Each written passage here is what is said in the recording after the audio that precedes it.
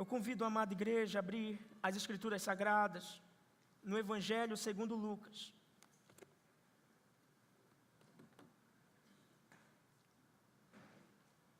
E o alvo da nossa devoção será o capítulo de número 22,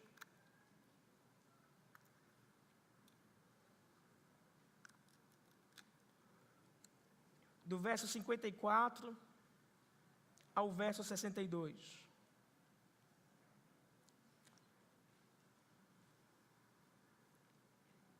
Eu repito, Lucas 22, do verso 54 ao verso 62. Vamos ler a palavra do Senhor. Ela é a voz de Deus. Então leia com reverência, leia com temor, leia com atenção, leia com quebrantamento. Estamos diante da palavra do Senhor. Abra a sua Bíblia e leia com atenção, com reverência e com quebrantamento. Deus diz assim: então, prendendo Jesus, levaram-no e o introduziram na casa do sumo sacerdote. Pedro seguia de longe. Quando acenderam um fogo no meio do pátio e se assentaram juntos, Pedro tomou lugar entre eles. Uma empregada, vendo-o sentado perto do fogo, fixou os olhos nele e disse: esse também estava com ele. Mas Pedro negou, dizendo: mulher, não o conheço. Pouco depois, outro homem, ao ver Pedro, disse: você também é um deles. Mas Pedro disse: homem, eu não sou um deles. E, tendo passado cerca de 1 hora, outro afirmou, dizendo: com certeza este estava com ele, porque também é galileu. Mas Pedro insistiu: homem, não sei do que você está falando. E logo, enquanto Pedro ainda falava, o galo cantou. Então o Senhor voltou-se e fixou os olhos em Pedro. E Pedro se lembrou da palavra do Senhor, como lhe tinha dito: hoje, antes que o galo cante, você me negará 3 vezes. E Pedro, saindo dali, chorou amargamente. Até aqui a palavra do Senhor. Irmãos, é muito sério tudo o que temos falado aqui a cada domingo.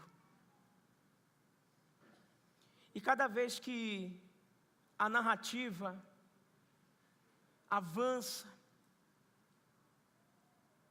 a coisa vai ficando mais pesada e mais séria. E se tem uma verdade que você não pode esquecer, é que o pecado é uma doença. É uma doença do corpo, mas principalmente da alma. É uma enfermidade da alma que atinge o corpo. É uma doença do coração humano. É uma doença do espírito humano. É uma doença que corrói o homem interior. É o pecado. Muitas vezes, nós, na correria do dia, anestesiados pelos afazeres diários, nossas agendas, nós nos iludimos, tratando os sintomas decorrentes do pecado, dessa doença da alma. Mas por vezes negligenciamos a causa desses sintomas, o pecado no coração. Nós geralmente corrigimos comportamentos, mas seguimos desprezando um coração enfermo que por vezes nos denuncia. Baixamos a febre, mas não eliminamos a infecção. Assim é o pecado no coração. Você entende isso? E aqui nesse texto, Lucas ele está descrevendo, de certa forma, o quadro clínico de um homem em queda. Talvez a intenção de Lucas fosse elencar, colocar em ordem, quais são os sintomas de uma queda? Qual é o passo a passo, as evidências que aparecem nas nossas vidas, que denunciam que vamos cair e que vamos negar a Deus? Então ele não suaviza os sinais, não suaviza os sintomas, não mascara a dor, mas de certa forma expõe para nós um diagnóstico. E o título desse sermão é exatamente esse: o diagnóstico da queda. Porque o que temos diante de nós é um relato que mostra o passo a passo de um discípulo que vai de sintoma em sintoma até chegar à negação do nome de Deus, até chegar à negação de Cristo. E nessa noite você precisa saber que a doença do pecado, ela não é apenas uma doença desconfortável, mas ela é mortal. O pecado traz morte.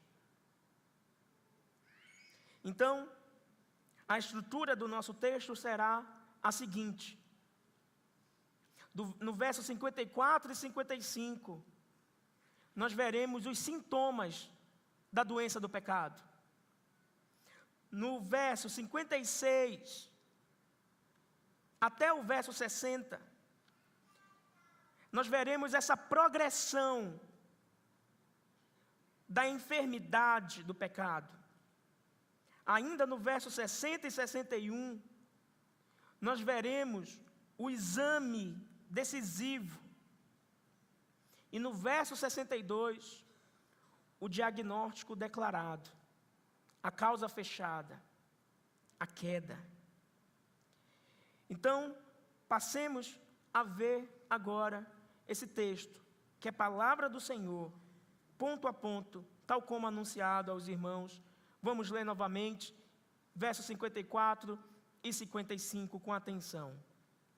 Então, prendendo Jesus, levaram-no e o introduziram na casa do sumo sacerdote. Pedro seguia de longe, quando acenderam um fogo no meio do pátio e se assentaram juntos. Pedro tomou lugar entre eles. Irmãos, eu não sei se você percebeu, mas o texto ele começa com uma ironia profunda. Aliás, esse texto tem várias camadas de contrastes que o próprio autor, Lucas, imprime com sabedoria e inspiração divina. O texto nos diz que, prendendo Jesus, levaram-no e o introduziram na casa do sumo sacerdote. E aqui está o contraste. Porque quem é Jesus? Quem é Jesus? Jesus é o verdadeiro sumo sacerdote. Quem é Jesus? Jesus é o verdadeiro intercessor. Quem é Jesus? É o verdadeiro mediador entre Deus e os homens. Mas aqui, o verdadeiro sumo sacerdote eterno, aquele que é mediador entre Deus e os homens, foi conduzido à casa de um sumo sacerdote temporário para ser julgado. Olha que ironia. O único que poderia absolvê-los é tratado como réu. O único que poderia oferecer perdão é tratado como criminoso.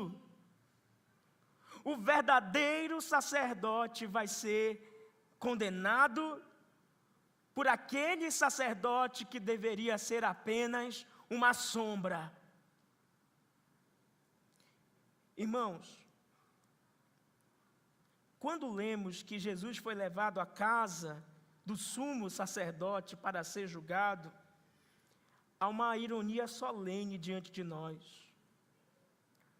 O sumo sacerdote humano deveria ser aquele que primeiro deveria reconhecer, amar, apontar para o verdadeiro sumo sacerdote Jesus. Mas ele não reconheceu, e esse é o seu pecado. Ele, que apenas deveria administrar as sombras, as figuras, foi incapaz de discernir a realidade diante dos seus olhos. Você entendeu isso? E aqui eu faço uma confissão aos irmãos, que o meu maior temor real, como pastor, é me colocar acima, ainda que sutilmente, do bom e verdadeiro pastor, que é Jesus Cristo. Era isso que estava acontecendo aqui. E a analogia é para que você entenda a coisa. É como se nós, como pastores, assumíssemos o lugar de Cristo. E era isso que estava acontecendo. Subjugando Cristo ao nosso crivo. O risco é real, irmãos. Pensar que por pregar, por ensinar, por liderar, eu possuo uma autoridade que não me pertence. Mas a verdade é que eu sou apenas um servo, como todo pastor deveria ser. Servo dos servos de Cristo. Nós somos copastores do verdadeiro pastor. Somos a sombra que deveria refletir a luz do único que é suficiente para o rebanho de Deus. Essa igreja subsiste sem nós, os pastores, mas essa igreja não subsiste sem Cristo.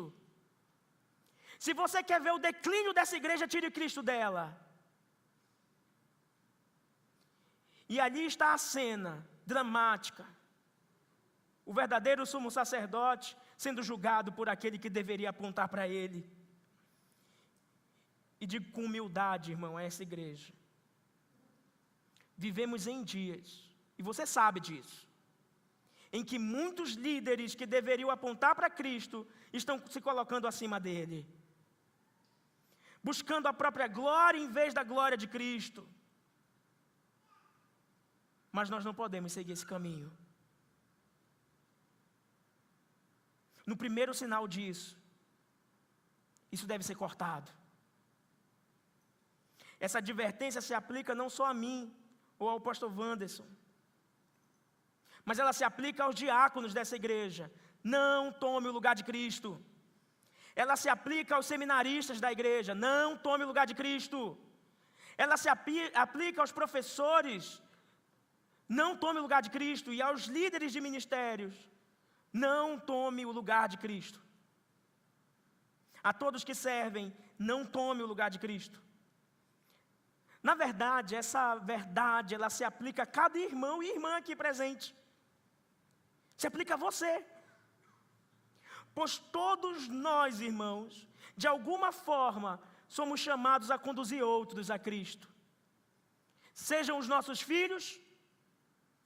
Então não tome o lugar de Cristo na vida dos seus filhos. Seja no discipulado, seja com os nossos amigos, seja diante daqueles que nos observam, há um pecado terrível, que é tomar o lugar de Cristo e julgá-lo como se ele fosse o culpado, o réu.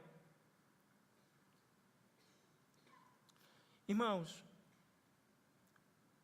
e essa é uma aplicação. O texto, ele nos lembra que qualquer um de nós aqui presentes pode correr o risco de viver como o sumo sacerdote, exercendo funções, ocupando cargos, até mesmo servindo ativamente, mas sem reconhecer a centralidade de Cristo. Você pode estar fazendo muita coisa e Cristo está fora dessas muitas coisas que você tem feito. Exercendo funções, ocupando cargos, sem Cristo.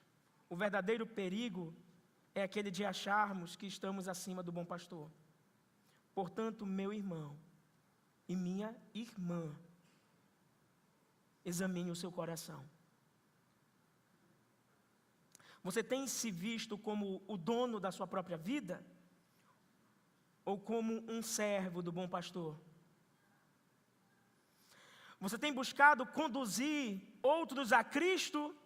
Ou você tem conduzido pessoas para si, fazendo discípulos de si e não dele? Você está disposto ou disposta a viver como sombra que aponta para a luz? Ou você está tentando brilhar sozinho?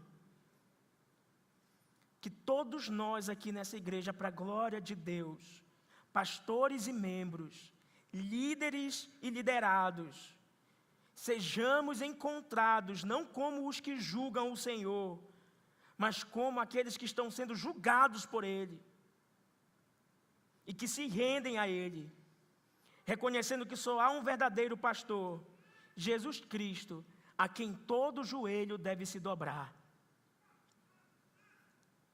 Você entendeu isso? Diga um amém.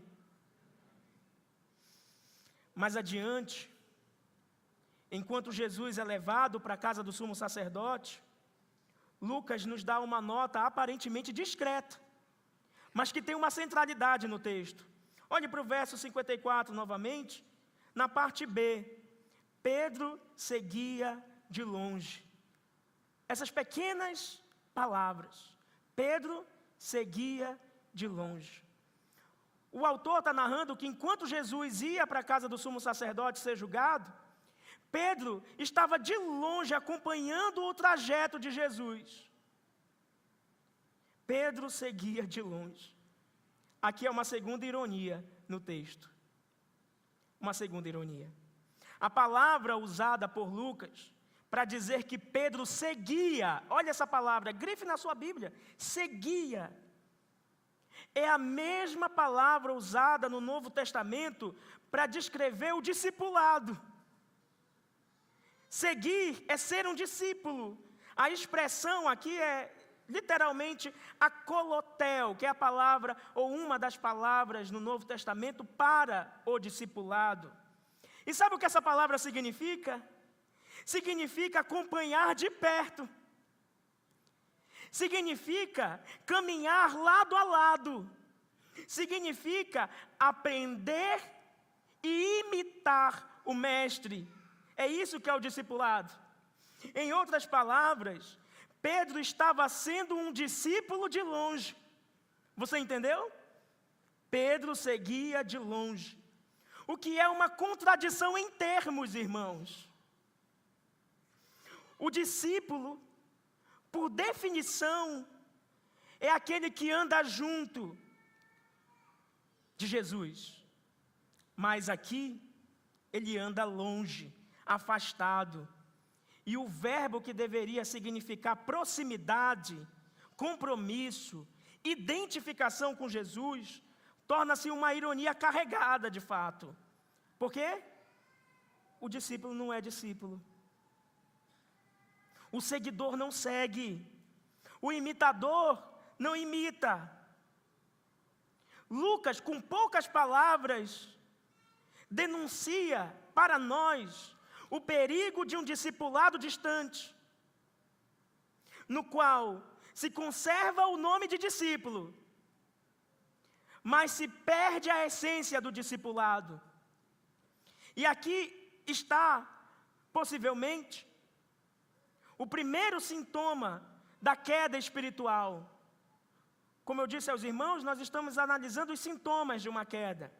O passo a passo, aquilo que denuncia no nosso coração que estamos caindo. E o primeiro desses sintomas é o distanciamento de Cristo, é se afastar dele, ou como nas palavras de Lucas, é seguir de longe. Sabe, Pedro, ele observa Jesus, mas não se identifica com Jesus. Ele está relativamente perto, porque acompanha o seu Salvador, o vê, mas está verdadeiramente longe, e muito mais longe ou distante em seu próprio coração. E esse seguir de longe, irmãos, aparece de formas práticas na nossa vida. Por exemplo, quando na nossa vida devocional, tentando trazer isso para dentro da sua vida, quando temos a Bíblia à nossa disposição e em nossas mãos, mas não a abrimos, seguimos de longe. Quando dizemos que seguimos Cristo, mas não ouvimos a sua voz diariamente, é o discipulado de longe. Quando chamamos Jesus de Senhor, mas não nos alimentamos da sua palavra, é um seguir de longe. Na oração, isso se repercute também. Porque o que é orar se não ter intimidade com Cristo? O que é orar se não estar perto de Cristo? Orar é caminhar lado a lado.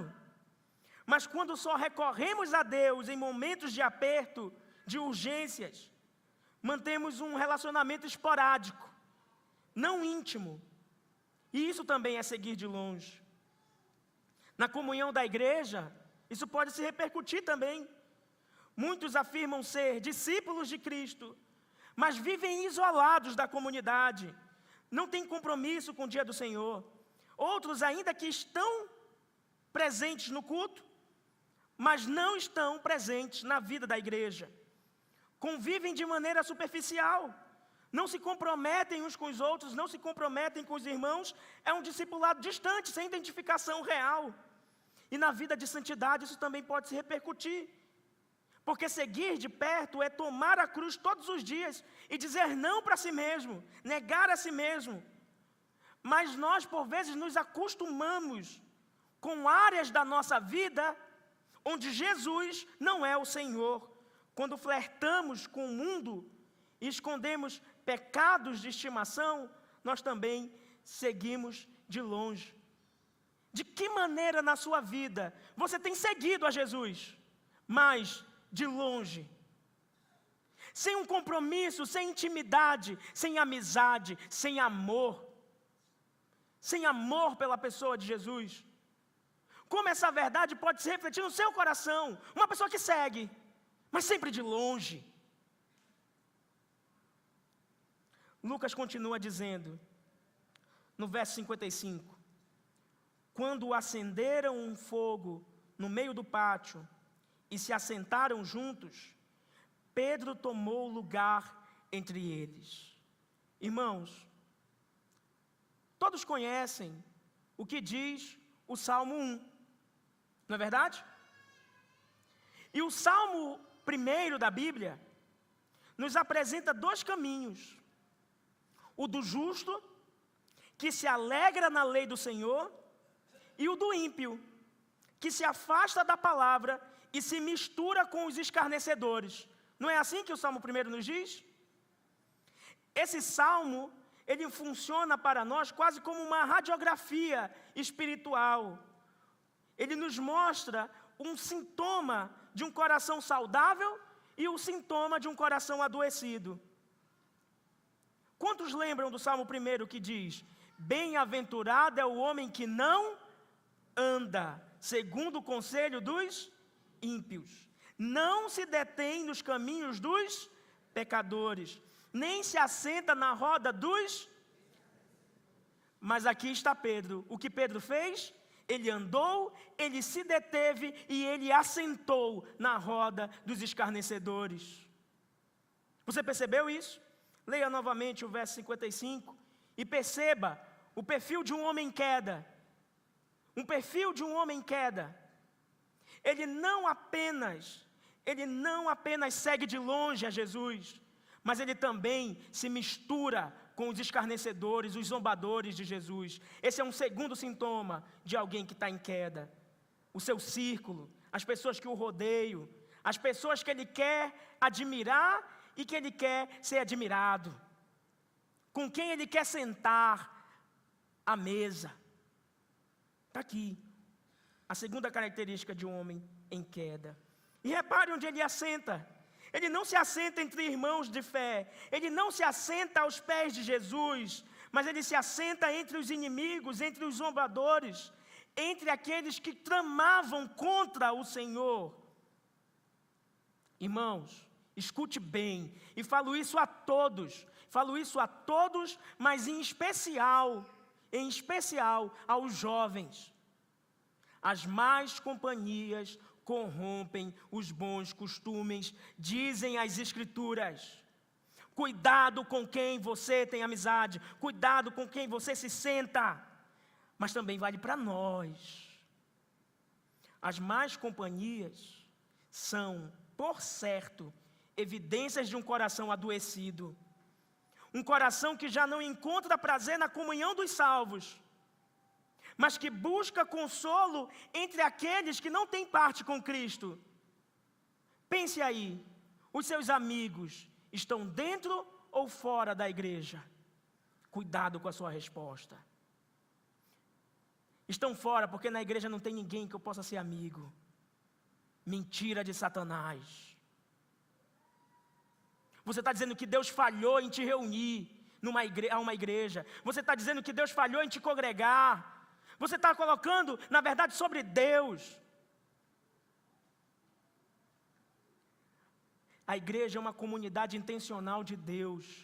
Você sabe o que isso significa? É que nós somos muito distintos uns dos outros. E por uma razão que só Deus sabe, nós congregamos no mesmo lugar. Porque é entre a comunhão dessas pessoas distintas que Deus deseja ser glorificado. Sim, você pode e deve ter amigos aqui dentro, nessa comunidade de fé, nessa comunidade dos santos. E cuidado com as suas amizades ímpias, na escola, na faculdade e no trabalho. Tome cuidado e vigie com quem você se assenta. Preste atenção, isso não é de menor valor, as Escrituras nos narram isso. Perceba que Lucas também registra, veja o verso 55, quando acenderam um fogo no meio do pátio. Lucas registra um fogo aceso no meio do pátio. E você talvez se pergunte por quê? Isso é ou não é relevante para a narrativa? Irmãos, a Bíblia é inspirada, plena e verbalmente. E tudo que está nas Escrituras é importante e relevante. Creia nisso.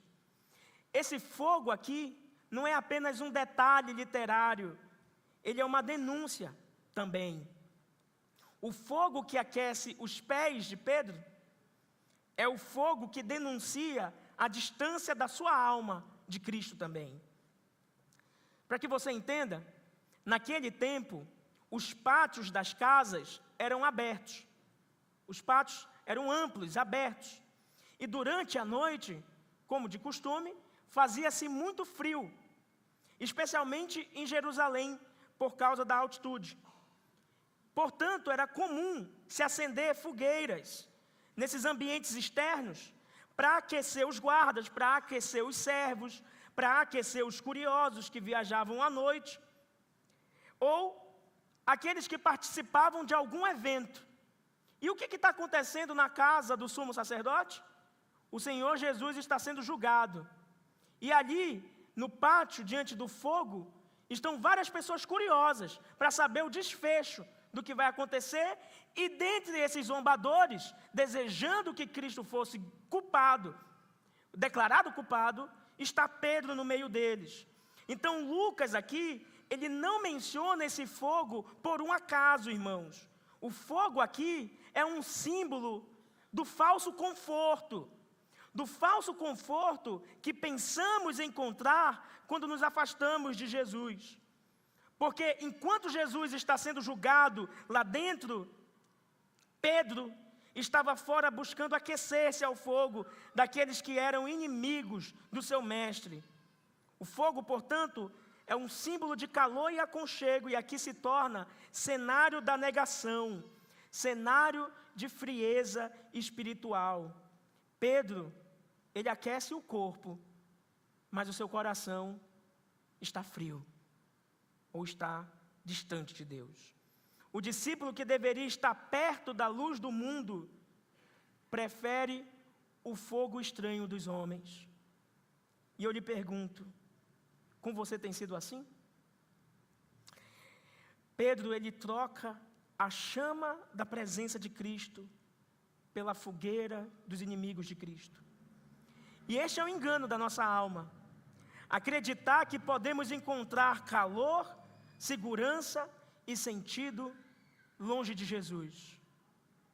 Mas esse fogo é traiçoeiro, irmãos. Ele aquece por um instante, mas logo ele expõe. Ele conforta por fora, mas denuncia por dentro. E assim é todo o falso conforto do nosso pecado. O falso conforto do pecado parece nos dar segurança, mas apenas nos distancia mais do nosso Senhor. A falsa segurança do pecado. E quantas vezes nós fazemos o mesmo que Pedro? Quantas vezes não somos igualzinhos a ele? Procuramos conforto em fogos estranhos, conversas, amizades, prazeres e ambientes que nos afastam de Cristo. Em vez de buscar aquecer nossa fé na chama viva da comunhão com Jesus, por vezes nos acomodamos no pátio dos inimigos, tentando não sermos percebidos como discípulos. É assim que você faz no seu trabalho? Tome cuidado. Pois assim como Pedro, nós podemos nos aquecer ou buscar conforto em lugares que parecem inofensivos, mas que se tornarão um palco de grandes quedas espirituais. No ambiente do trabalho, por exemplo, a fim de não sermos ridicularizados, silenciamos nossa fé, rimos das mesmas piadas, participamos das mesmas conversas que ferem a santidade de Deus, só para não parecermos diferentes.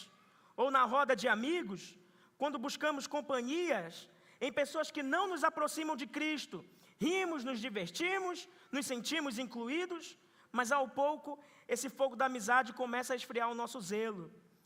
Talvez o seu caso no uso da internet, das redes sociais, quando em vez de aquecer a alma na disciplina da oração e da leitura da palavra, nós buscamos distrações intermináveis em séries, em vídeos, em entretenimento sem fim, sem zelo, sem prudência, vídeos e mais vídeos rolando no seu feed, que parece inofensivo, mas que lentamente substitui o fogo da devoção pelo calor passageiro do consumo digital. Cuidado, você pode estar muito bem enquadrado nisso, viciado nessa coisa aqui.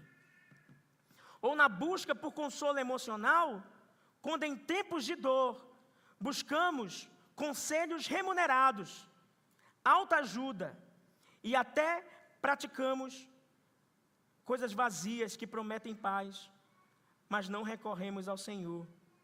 É o mesmo fogo do pátio, que aquece momentaneamente, mas não resolve o problema no coração. A alma continua fria diante de Deus. Na religiosidade superficial, pode ser o fato de estar no culto, apenas para cumprir rotina. Você pode estar aqui, e o seu coração não. Não é verdade? Aqui, seguindo de longe, sem quebrantamento. Está aqui, mas está longe. Pedro buscou descanso e calor no fogo dos homens. E nós também buscamos aquecer, por vezes, o nosso coração em fogueiras estranhas. Prazeres, seguranças humanas, aprovação do mundo. Mas nenhum fogo aquece a alma como a presença de Cristo. Todo outro calor é ilusório e passageiro. Agostinho escreveu nas suas confissões: fizeste-nos para ti, e inquieto está o nosso coração, enquanto não repousa em ti. Sabe por que por vezes nós estamos muito inquietos? Porque o nosso coração não está confortado no Senhor, mas está confortado em muitas outras coisas, que não são o Senhor. O único fogo que pode aquecer o seu coração, não é o fogo do pátio dos inimigos, mas é o fogo da presença de Jesus. O único fogo que realmente aquece sem consumir, é o da presença de Cristo, que arde no coração dos discípulos. Olha só o que diz Lucas, avança um pouquinho, capítulo 24, verso de número 32. Quando Jesus caminha lado a lado aos discípulos de Emaús, e olha o que diz o verso 32. E disseram um ao outro: não é verdade que o coração nos ardia no peito, ou melhor, queimava, quando ele nos falava pelo caminho, quando nos explicava as Escrituras? É desse calor que você precisa, do calor da presença de Jesus na sua vida, e do calor das Escrituras presentes na sua vida. É desse fogo que você precisa, é desse fogo que você precisa muito mais. Irmãos, a doença do pecado em Pedro só se agrava. Seguia Jesus de longe, primeiro sintoma. Se assentou na roda dos escarnecedores, dos inimigos, dos zombadores, segundo sintoma. E buscou conforto fora de Cristo, terceiro sintoma. Você se identifica com essas coisas? Talvez você esteja em queda. Talvez daqui a pouco você vai negar a Cristo, e não está ciente ou consciente disso. As coisas avançam, a distância, a má companhia, o falso consolo, mas no verso 56 em diante, nós vemos o declínio de fato. Porque se o primeiro sintoma foi seguir de longe, agora a doença ela se agrava, ela avança.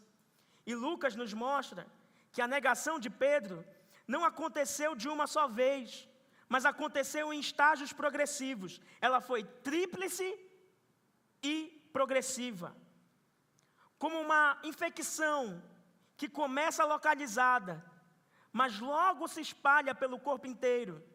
Uma negação tríplice e gradativa. 3 negações. A primeira, verso 57. Mas Pedro negou dizendo. Quando no verso 56, uma empregada, vendo-o sentado perto do fogo, ou do falso conforto, fixou os olhos nele e disse: este também estava com ele. Com ele quem? Com Jesus, ele é um seguidor de Jesus. E no verso 57, a primeira negação. Mas Pedro negou dizendo: mulher, não o conheço. Eu quero que você entenda que há uma progressão nessa negação, ok? A primeira negação ela já é devastadora, porque há um grande pecado em negarmos o nosso Senhor. Pedro aqui, ele não apenas finge não ser discípulo, ele afirma não conhecer Jesus. Então a primeira negação é no âmbito do relacionamento. Por quê? Porque conhecer é sinônimo de se relacionar. E quando ele diz eu não o conheço, ele diz eu não tenho relacionamento com esse homem. Não, eu não tenho relacionamento com ele. E aqui está a raiz da negação de Pedro. Qual? O temor dos homens. Provérbios 29 e 25 diz: o temor do homem arma laços, mas o que confia no Senhor está seguro. E aqui está Pedro não confiando no Senhor, mas temendo aos homens. Por que Pedro negou? Por que ele não confirmou que era um seguidor? Por que ele seguiu de longe? Temendo a própria vida, temendo ser reconhecido como um deles, um de Cristo, temendo partilhar o sofrimento de Cristo. Ele não queria partilhar desse sofrimento. E assim somos nós. Muitas vezes não temos medo de obedecer a Jesus. Você sabia disso? Algumas pessoas pensam que o medo é de obedecer. A verdade é que você não tem medo de obedecer a Jesus. E nem eu. Você tem medo das consequências da obediência. Porque obedecer Jesus vai lhe custar caro.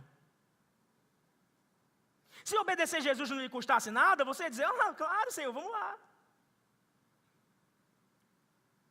Agora, quando obedecer lhe custa, você nega Jesus. O Evangelho nos lembra, e eu convido você rapidamente a abrir em Hebreus, capítulo 5, verso 8, só para que você veja nas Escrituras essa verdade. Hebreus, capítulo 5, verso 8, diz assim: embora fosse filho, aprendeu a obediência pelas coisas que sofreu. Irmãos, você entende que o sofrimento nos ensina a obedecer? Você não tem medo da obediência, você tem medo da consequência da obediência. E geralmente a obediência vem acompanhada do sofrimento. Mas esse sofrimento é um sofrimento pedagógico. Cristo aprendeu a obediência, claro, falando aqui da sua dimensão humana. Mesmo sendo filho, aprendeu a obediência pelo sofrimento. Enquanto Jesus se submetia ao sofrimento para nos salvar, o discípulo seguia de longe e negava para evitar sofrer com Jesus. Esse é o seu caso? Eu vou seguir Jesus de longe. Ele sofre, mas eu não me identifico com os sofrimentos dele. A segunda negação, no verso 58. Pouco depois, outro homem, ao ver Pedro, disse: você também é um deles. Mas Pedro disse: homem, eu não sou um deles. Você percebe que mudou? A primeira negação diz o quê? Eu não o conheço. A segunda negação diz o quê? Eu não sou um deles. Se a primeira ele nega o relacionamento, na segunda ele nega a identidade dele. A segunda negação aprofunda a doença. Pedro não apenas diz não conhecer Jesus, mas nega ser parte dos seguidores de Jesus. Ele rejeita a sua identidade. É como se ele dissesse: eu não pertenço a esse povo. Ou como você dissesse: eu não sou da mesma fé, ou eu não sou da mesma igreja. Irmãos, a palavra de Deus diz que a quem obedecemos, nós nos tornamos servos. Você entendeu isso? E Pedro, negando a sua identidade, escolhe obedecer ao medo. Romanos 6,16 nos diz isso. Não sabeis que daquele a quem vos ofereceis como servos para obediência, sois servos daquele a quem obedeceis? Em outras palavras, a quem obedecemos, nos tornamos servos. A quem você tem obedecido? Quem é o Senhor da sua alma? Quem é o Senhor da sua vida? De Pedro aqui não foi Jesus. Ele temeu a obediência, ou melhor, as consequências da obediência. O contraste com Cristo aqui é gritante, porque no Getsêmani, como vimos, Jesus disse, Lucas 22, 42, inclusive, você pode dar uma olhada: Pai, se possível, passa de mim este cálice, contudo, não seja como eu quero, mas sim como tu queres. Aí você olha para o verso 33 de Lucas 22, o que Pedro disse, quando Jesus disse que haveria de morrer. Pedro disse: estou pronto para ir contigo até a prisão e até a morte. Quem disse isso? Pedro. E assim somos nós, irmãos. Não, Senhor, eu vou contigo até o fim. Eu vou sofrer com o Senhor. Aí quando o sofrimento chega, por que, Senhor? Por quê? Meu irmão, ou nos identificamos com Ele ou não. Ou participamos do sofrimento dele ou não. Ou somos um seguidor de perto ou um seguidor de longe. Um seguidor de longe não sofre. E aí você decide.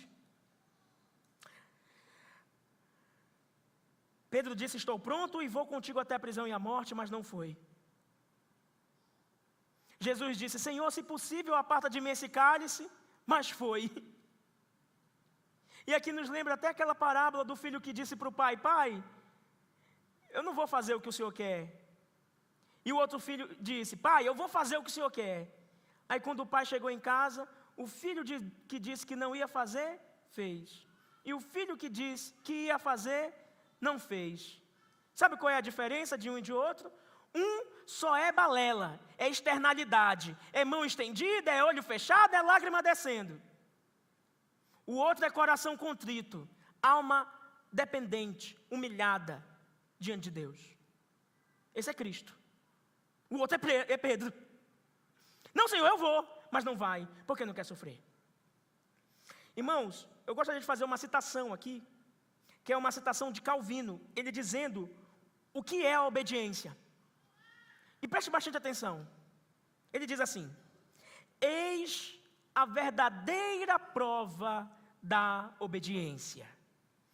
Quando sendo convidados a dizermos adeus aos nossos afetos pessoais, nos sujeitamos a Deus e permitimos que nossas vidas sejam governadas por sua vontade, de modo que até as coisas mais amargas se tornam doces, porque vêm de Deus.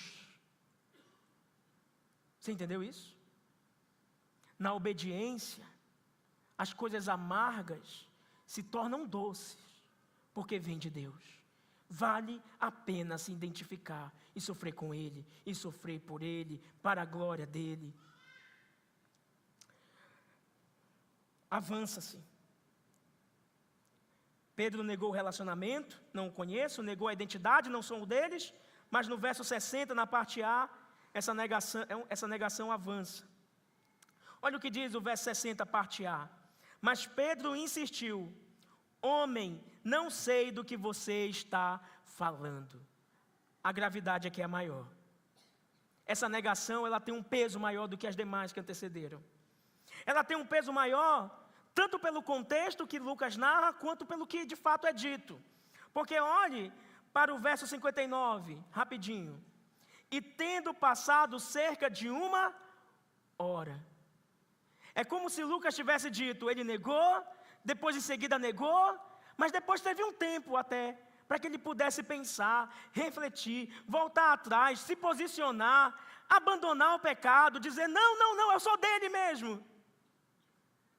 Passou 1 hora, e o que ele disse? Eu não sei do que você está falando. Eu não sei do que você está falando. O que Pedro está negando aqui? Ele não está negando apenas o relacionamento, e nem apenas a identidade. Ele está negando a consciência. Eu nem sei, o saber. Ele negou que um dia conheceu a Cristo. Ele negou que um dia Cristo penetrou a sua mente, os seus pensamentos. Eu não sei do que você está falando. É por isso que a terceira negação é ainda mais profunda, porque Pedro age como se não tivesse ideia do que estava acontecendo. Perdeu a noção, perdeu o sentido, perdeu a consciência, estava totalmente tomado. A doença levou ele ao delírio. E negar a consciência é o estágio mais grave da enfermidade espiritual. Quando não apenas negamos a Cristo, quando não apenas negamos a sua igreja, mas abafamos a voz da própria consciência. Não sei do que você está falando. É o que Paulo descreve em 1 Timóteo 4,2 como uma consciência cauterizada. Percebe, irmãos, como a doença progride. Seguir de longe parece seguro, mas nos prepara para negar. Negar o relacionamento abre a porta para negar a identidade. E negar a identidade pavimenta o caminho para negar até a própria consciência. E nós? Quantas vezes, no nosso dia a dia, na faculdade, no trabalho, na família, temos negado a Cristo? Talvez não com palavras diretas, talvez com silêncio covarde. O silêncio covarde também é uma maneira de negar a Cristo. Quantas vezes temos preferido evitar as consequências da obediência, vergonha, zombaria, perseguição, que sim, vão vir, se você decidir obedecer. E assim, negamos o Senhor que nos comprou. Eu quero de fato que você abra a Bíblia agora em Mateus, no capítulo 10, no verso 32 e 33. Mateus 10, verso 32 e 33. E eu vou até esperar que você ache esse texto. Mateus 10, verso 32 e 33. Todos quanto acharam, digam amém. Você pode ler comigo? Leia comigo com consciência e pausadamente. Leia comigo. Portanto, todo aquele que me confessar diante dos outros,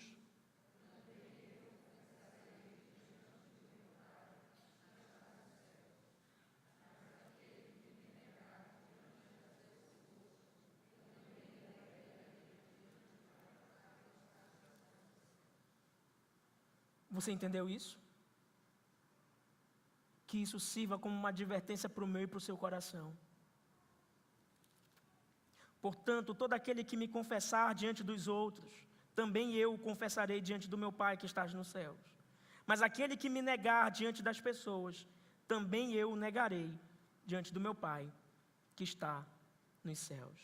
Não existe território neutro, irmãos. Ninguém pode servir a dois senhores. Ou você pertence a Cristo ou não pertence. Ou você é dele ou não é. Ou está disposto a segui-lo em tudo ou não segui-lo. Ou seguimos de perto, dispostos a sofrer, ou seguiremos de longe, prontos para negá-lo. Pedro queria evitar a dor, evitar o sofrimento. Mas negar a Jesus é escolher a doença da alma que leva até a morte. E a pergunta que fica aqui para nós é: a quem temos oferecido nossa obediência?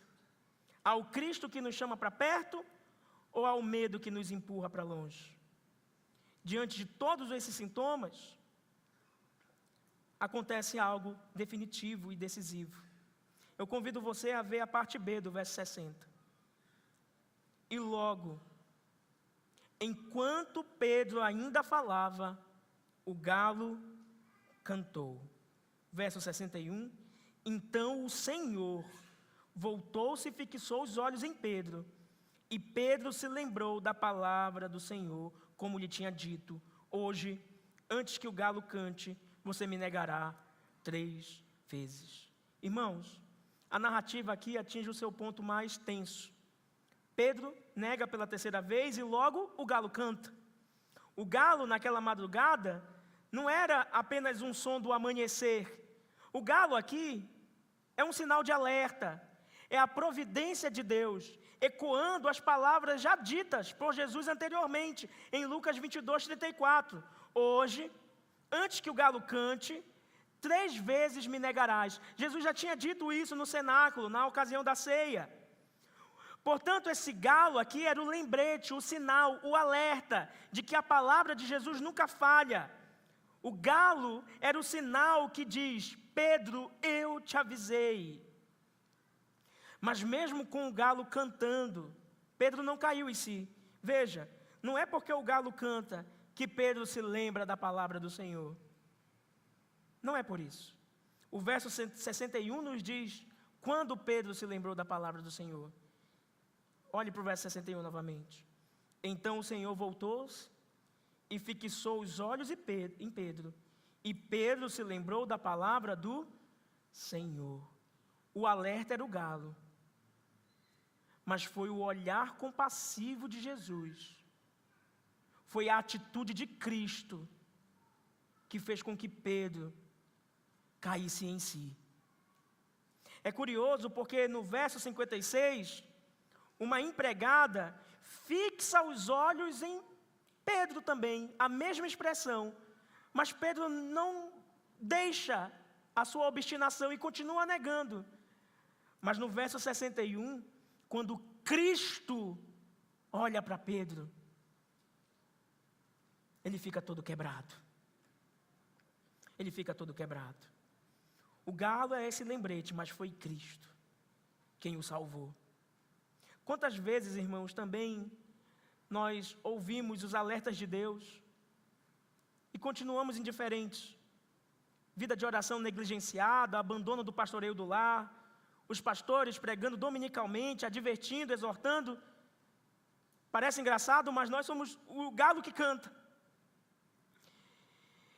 E ainda assim, como Pedro, por muitas vezes desprezamos os sinais e silenciamos a voz do Senhor. Até que então vem algo que muda tudo. O verso 61. Então o Senhor voltou-se e fixou os olhos em Pedro. E este é o momento mais belo, mas também o mais terrível da narrativa. Por quê? Porque aquele olhar fixo da empregada não foi suficiente para impedir Pedro de negar, mas o olhar fixo de Jesus é irresistível. São olhos que não apenas acusam, mas que atravessam a alma e que resgatam. Um olhar de misericórdia. Não encare esse olhar de Jesus como um julgamento. Esse olhar de Jesus é a pura misericórdia. E assim é conosco, irmãos. Se Cristo não olhar para nós, permaneceremos perdidos. Foi o olhar de Jesus que fez Pedro se lembrar da palavra. E aqui está um mistério glorioso. Por quê? Porque é o próprio Cristo que nos leva a lembrar da palavra que Ele mesmo falou. Não é qualquer palavra que salva, é a palavra do Senhor. Pedro não se lembra dos seus próprios votos de lealdade. Estou pronto, Senhor, inclusive para morrer contigo. Ele não se lembra da autoconfiança, ele não se lembra das suas promessas vazias, ele se lembra do Senhor que disse: Pedro, eu orei por ti, para que você não se perca como os demais. A palavra de Deus, de Jesus, se apresenta como meio de graça pelo qual Cristo conduz ao arrependimento. O que nos salva, irmãos? Não somos nós mesmos. É Cristo olhar para nós compassivamente e a sua palavra ser lembrada para os nossos corações. Você precisa de Cristo e da palavra de Cristo. E é tudo o que você precisa. Qualquer outra coisa é perda de tempo. E sempre é assim, você sabia? Sempre é assim, que bom que é assim. O olhar atento do nosso Deus sempre nos salva. Foi o olhar compassivo do Senhor que encontrou Adão e Eva escondidos no Éden. Foi o olhar de misericórdia do Senhor que achou Agar perdida no deserto, quando diz: Tu és o Deus que me vê. Foi o olhar do Senhor, voltando-se para Israel no Egito, que disse: Eu vi a aflição do meu povo. É o olhar de Jesus sobre Jerusalém que o fez chorar. E diz: Quantas vezes quis eu ajuntar os teus filhos, como a galinha junta os seus pintinhos debaixo das asas, e tu não quiseste. E agora aqui, é o olhar de Jesus que despedaça Pedro, mas que também salva Pedro de si mesmo, da sua autopreservação, do seu temor aos homens. E esse olhar, irmãos, é a expressão afetuosa da intercessão que Cristo já havia prometido. Eu, porém, roguei por ti, para que a tua fé não desfaleça. Lucas 22:32, como já vimos anteriormente. Você pode fazer uma oração agora. Senhor, eu sinto que eu estou me perdendo. Os sinais se mostram na minha vida. Os sintomas têm se mostrado, eu tenho te seguido de longe. Eu tenho me assentado na roda dos zombadores, dos escarnecedores. Eu tenho me aquecido no fogo do falso conforto do mundo. E possivelmente eu tenho te negado. Muitas e muitas vezes. Mas, Senhor, nessa noite eu peço de Ti, que por Tua misericórdia, olhe para mim. Olhe para mim olha para mim. Olha para mim, Senhor. Faça essa oração, peça para que Deus olhe para você, para que Deus se lembre de você, para que Deus te lembre a palavra dEle, porque o olhar de Jesus é a expressão visível da oração invisível. Mesmo quando Pedro não orou, Cristo orou por ele. Mesmo quando Pedro não foi fiel, Cristo foi fiel por ele. E esse é o verdadeiro sumo sacerdote, de olhar compassivo, que perdoa e restaura. Por isso, irmãos, quando a nossa consciência se endurece, quando os sinais são ignorados, quando até os galos são desprezados, nada pode escapar do olhar de Cristo. Esse olhar que nos causa constrangimento, que nos acusa, que nos destrói, mas que nos reconstrói e nos conduz a Ele mesmo. E eu queria lhe dizer, o olhar de Cristo é esse exame que atravessa a nossa alma, denuncia o pecado e traz à memória a palavra esquecida. É um olhar irresistível e misericordioso. Portanto, se a oração é o que nos guarda de cair, a palavra de Deus nos sustenta em arrependimento. E é o olhar de Cristo que nos conduz à sua palavra e à oração. Ore e lembre-se da palavra de Cristo. Hoje Ele nos olha por meio da palavra aqui pregada, lida, e pelo Espírito convence e desperta a consciência. É o olhar de Cristo que transforma a lembrança em arrependimento, o fracasso em restauração. E sabe o que acontece? Olhe para o verso 62, e assim concluímos. E Pedro saiu dali e chorou amargamente. Irmãos, ele chorou amargamente. É uma expressão que denota um choro de arrependimento sincero. Diferente de Judas, que nós lemos o texto há pouco. Judas chorou de remorso. Anote aí em algum lugar.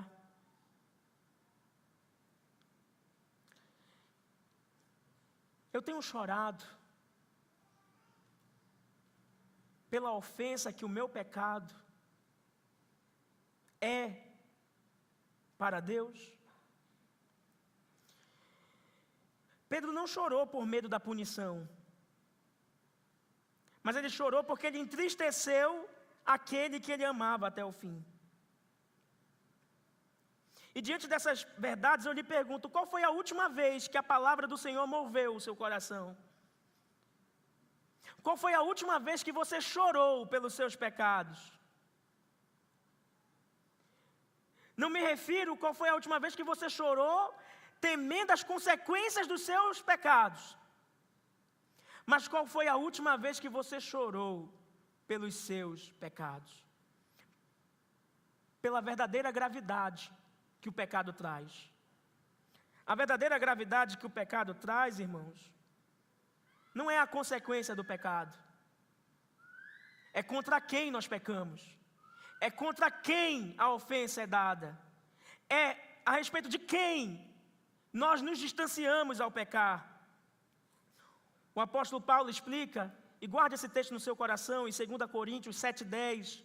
A tristeza segundo Deus produz arrependimento para a salvação, que a ninguém traz pesar, mas a tristeza do mundo produz morte. Então hoje você precisa se entristecer, mas não a tristeza segundo o mundo. Você precisa se entristecer, a tristeza segundo Deus que traz salvação. A tristeza de Judas foi tristeza do mundo, que leva ao desespero e à morte. Mas a tristeza de Pedro foi a tristeza segundo Deus, que conduz ao arrependimento. Você viu o contraste? Judas chorou por causa das consequências do seu pecado. Pedro chorou amargamente por conta de quem ele ofendeu em razão do seu pecado. Foi o início da restauração dele, esse choro. Um morreu em desespero, o outro foi restaurado em esperança. E aqui está a diferença entre o verdadeiro e o falso arrependimento. Há quem chore apenas com medo do inferno. Há quem se arrependa apenas por temer a condenação. Mas, irmãos, o inferno não é horrível apenas por causa do fogo ou da dor que ali existe, como até ouvimos hoje pela manhã. O inferno ele é terrível porque ali não existe a presença amorosa e redentora de Cristo. É por isso que o inferno é terrível. Judas chorou pelas consequências dos seus pecados. Sabia que o inferno era o seu destino, mas Pedro chorou porque ofendeu aquele a quem mais o amava. Ele chorou diante dos olhos de Jesus. Será que amamos a Jesus? Você ama Jesus? Por isso que nós oramos: Senhor, aumenta o meu amor por Ti. Porque o verdadeiro arrependimento nasce do amor ao Senhor, e não apenas do medo do castigo. Sabe, deixa eu traduzir isso para você. O problema não foi simplesmente Pedro ter seguido de longe, mas de quem Pedro estava longe. O problema não foi apenas ele se assentar entre pecadores, mas de quem ele se ausentou, de quem ele se distanciou, de quem ele deixou de se assentar próximo com o Salvador. O problema não foi buscar o calor e o conforto do fogo terreno, mas deixar de buscar o verdadeiro calor da presença de Cristo. E o problema não foi apenas negar, mas negar o próprio Senhor da vida.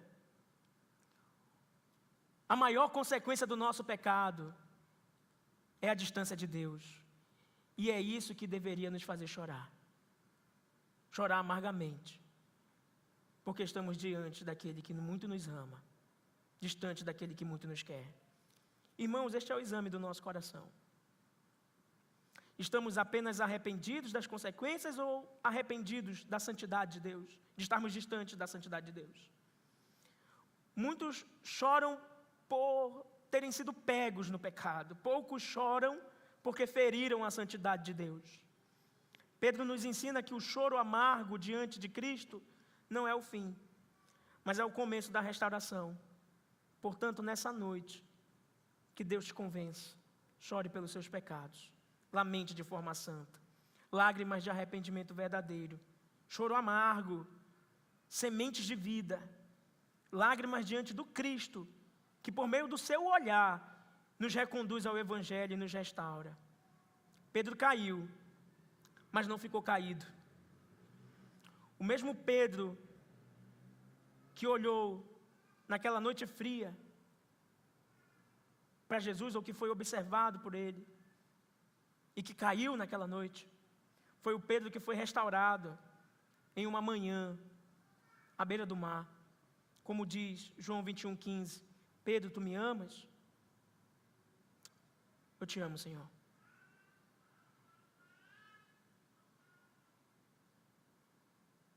Você percebe que o problema de Pedro era a falta de amor por Cristo? Esse é o nosso problema também. Nós amamos pouco a Jesus. Nós amamos demais a nós mesmos. E por isso queremos evitar a todo custo o sofrimento de ser um discípulo que segue de perto. E preferimos seguir de longe. Sabe, irmãos, eu queria ler para vocês, e eu peço que você abra em 1 Pedro, capítulo 2. Algumas coisas interessantes que Pedro escreveu. Pedro, esse que acabamos de ver negando, e que foi restaurado pelo olhar compassivo do nosso Senhor. 1 Pedro, capítulo 2.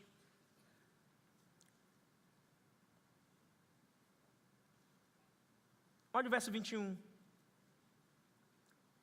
Pedro diz: Cristo padeceu por vós, deixando-vos exemplo, para que sigais os seus passos. Esse é o mesmo Pedro? É o Pedro restaurado. Eu quero que você avance um pouquinho e olhe para o capítulo 3, verso 17. Em 1 Pedro 3,17. Porque se for da vontade de Deus, é melhor que sofrais por praticardes o que é bom, do que praticando o mal. É melhor que sofrais. Eu quero que você avance para 1 Pedro 4, verso 12 e 13. Olha o que diz: Amados, não estranheis o fogo ardente. Que fogo, Pedro? Aquele que você se aqueceu na roda dos zombadores? Não, o fogo ardente da aflição. Amados, não estranheis o fogo ardente que surge no meio de vós, destinados a provar-vos, como se alguma coisa extraordinária vos estivesse acontecendo. Pelo contrário, alegrai-vos na medida em que sois coparticipantes do sofrimento de Cristo, para que também na revelação da sua glória vos alegreis exultando. Pedro está dizendo para nos alegrarmos e sermos coparticipantes do sofrimento. E no verso 14 ele diz: se pelo nome de Cristo sois injuriados, bem-aventurados sois, porque sobre vós repousa o Espírito da glória de Deus. Se pelo nome de Cristo somos injuriados, bem-aventurados somos. Sim, é o mesmo Pedro. O Pedro restaurado pelo olhar compassivo e maravilhoso do nosso Senhor Jesus. Amém? Aplique essas verdades à sua vida. Em primeiro lugar, não siga Jesus de longe. Isso é uma contradição. Isso não existe. Em segundo lugar, cuidado com as suas amizades, irmãos. Não se assente entre os zombadores. Pelo amor de Deus, não participe de conversas profanas. Caia fora disso, de amizades pervertidas e perversas contra Deus. Em terceiro lugar, não se aqueça no falso conforto. Busque consolo e conforto em Cristo, que tem conforto e olhar compassivo para te dar. Em quarto lugar, por mais óbvio que pareça, não negue a Jesus por medo de sofrer, mas sofra afirmando a quem você pertence e o louve. E por fim, mas não menos importante, saiba quem é o verdadeiro herói dessa história. Não é Pedro, é Jesus. É Ele quem faz tudo, é Ele que transforma, é o seu olhar compassivo que nos constrange e nos conduz ao arrependimento. E sabe, no último dia, irmãos, no dia do juízo, esse mesmo olhar de Jesus vai repousar sobre nós. O mesmo olhar. E para aqueles que são dele, ele vai dizer: seja bem-vindo ao gozo do seu Senhor. O mesmo olhar. Mas para aqueles que não são, ele vai dizer: aparta-te de mim, maldito. Nunca vos conheci. Porque aquele que nega o Senhor, ele também o nega diante de Deus Pai. Então tenha um compromisso de ser uma viva testemunha do Senhor, para a glória dEle. Porque Ele é compassivo e vai te sustentar na aflição. Ele não promete tirar a dor, mas promete estar contigo na dor. Deus é bom. Que Deus nos abençoe.